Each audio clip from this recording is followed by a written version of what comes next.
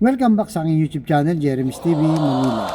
Like, share, and subscribe. Anyway, wala na po ba ito, libre lang? Tulong mo na lang din sa kapwa mo. Alright? Thank you very much po. So, ang topic natin po today's reflection o ang mabuting balita sa araw na ito. Naiinip ka na ba? Natatagalan ka na ba? Tila ba walang kapag-apag-asa yung mga panalangin mo sa Diyos? So, ang kwento natin ngayon, ayon sa Biblia, ay itong nangangalang Jairus, no? Itong nangangalang Jairus ay may anak na 12 years old. Nagkasakit, diba? Nagkasakit at medyo malala. Halos mamamatay na siya. Pero itong si Jairo, hindi nawawalan po ng pag-asa. Inilalapit po, no, sa ating Panginoong Jesus. Sabi ng ating Panginoong Jesus, ipagdasal mo lang at gagaling ang anak ko.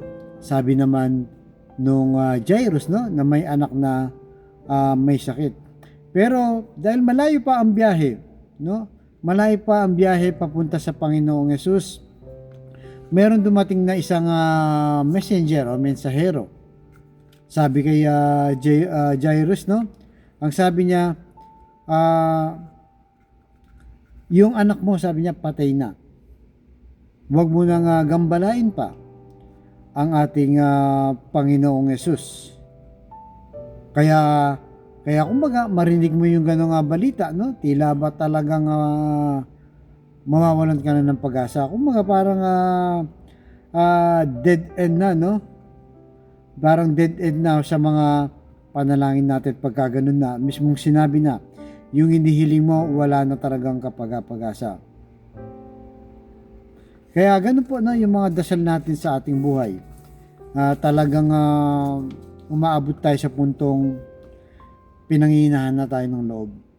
Na tila ba wala na po tayong magagawa. Lalo na pag umiiral na po yung takot sa buhay natin, nandyan umaatake na yung anxiety, umaatake na yung stress, no? Paralyzed na, no, yung takot mo, pinaparalyze ka niya, hindi ka na makamove on. Para bang na-shock ka na, lalo na kung mabalitaan mo yung hinihingi mo ay wala na palang pag-asa, di ba? Pero ano po bang sabi ng ating Panginoong Yesus? Huwag kayong matakot, manampalataya kayo, di ba? Dahil pag sa kanya po tayo naniwala, wala pong imposible. Kumbaga, kung kanina nabalitaan ni Jairus na patay ng kanyang anak, kung sa ating personal na buhay, patay na yung negosyo mo, na bankrupt ka na, wala ka nang magagawa, isasara mo na yan, nagkaroon ka pa ng utang. Sa pamilya naman, sira na, no? Nagkakalabuhan na kayo ng asawa mo, tila ba maghihiwalay na kayo. Sa mga magulang naman, nag-aaway na kayo sa mga kapatid nyo, at kung ano-ano pang mga patay na problema na tila ba wala na talagang kapag-apag-asa. Pero kung mangingibabaw po, no? Mangingibabaw po ang ating pananampalataya, kesa sa isipin natin na parang dead end ng lahat, wala na talaga, wala tayong magagawa. Ang alam po natin, no, ay mayroon pang pag-asa. Kaya kung matagal nang hindi sinasagot yung mga panalangin mo, itong si Jairus lumapit sa Panginoong Yesus at alam niya siya yung tanging bukod na solusyon. Kahit patay ng kanyang anak, itinuloy pa rin niya. Kaya anong sabi ng Panginoong Yesus? Sabi sa Marcos chapter 5 verse 36, pero di pinansin ni Jesus ang sinabi nila.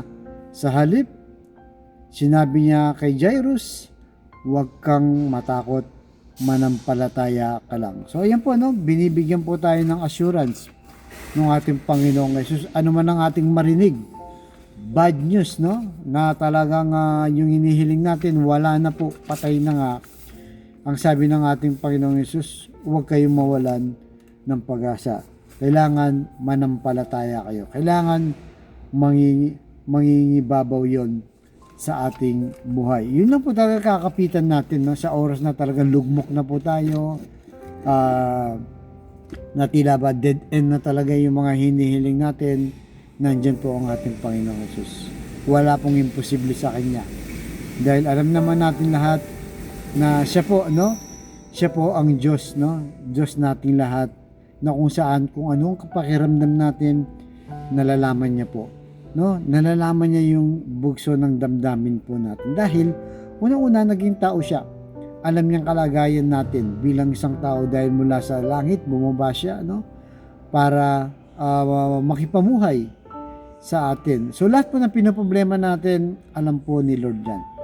Naranasan lahat niyan. Kaya wag po tayong mawalan ng pag-asa. Anumang marinig nating hindi magandang balita sa kahit na ano pa mang hinihiling natin na sa Diyos at sa ating Panginoong Hesus, ang sabi niya, wag tayong matakot. Dapat mangibabaw ang pananampalataya. Kaya sa mga kapatid nating ngayon nanonood sa aking vlog, na malubha na po ang karamdaman, na tila ba dead end na, wala nang kapag-pag-asa. Ganon din po sa pamilyang sira na, no? Na tila ba hindi mo na maaayos. At sa financial na talagang bankrupt ka na. Sabayin mo ko sa napakasimpleng dasal lang na kung ikay maniwala at magtiwala sa ating Panginoong Hesus, ay tsak yun ipagkakalob sa iyo sa tamang panahon. Basta't ikaw ay manalig at manampalataya sa ating Panginoong Hesus. So tayo po manalangin, Lord. I-bless niyo po mga kapatid namin ngayon nanonood sa aking vlog. Lalo na po yung mga may matinding karamdaman. Kagaya po ni Jairus sa kanyang anak na hindi nawalan ng pag-asa. Bagamat binalitang patay na, tinuloy niya pa rin ang pananampalataya niya sa inyo. Loobin niyo po na iunat niyo ang iyong mapagpagaling na kamay. Haplusin niyo po, tanggalin ang kanilang karamdaman. Alam naman po namin na walang imposible sa iyo kung iyong loloobin. At ganoon din po sa pamilyang tila ba sira na o mawawasak na, Lord. Ipuin niyo po ang kanilang puso na lalong magtiwala sa iyo, manampalataya para sa ikakaayos ng kanilang mga pamilya. At mangibabaw ang pagmamahal ng bawat miyembro ng pamilya. Ganon din po sa financial na tila ba wala na po, sagad na po ang lahat, wala nang tumutulong, bagsak na, no? Bankrupt na po, Lord. Ipuin niyo po at i-bless niyo ang aming hanap buhay, lalo na po ay mga kapatid naming wala talaga, na ultimong pambili lang ng 1 kilo lang ng bigas, ng ulam, pinoproblema pa. I-bless niyo po ang aming hanap buhay para sa aming mga pamilya. At patawarin niyo po kami sa aming mga kahinahan at kasalanan. Ang lahat na ito ay niling namin sa matamis na pangalan ng ating Panginoong Hesus. Amen. Amen. To God all be the glory. Sa ngalan ng Ama, ng Anak, ng Diyos, Espiritu Santo. Amen. Thank you very much po. God first.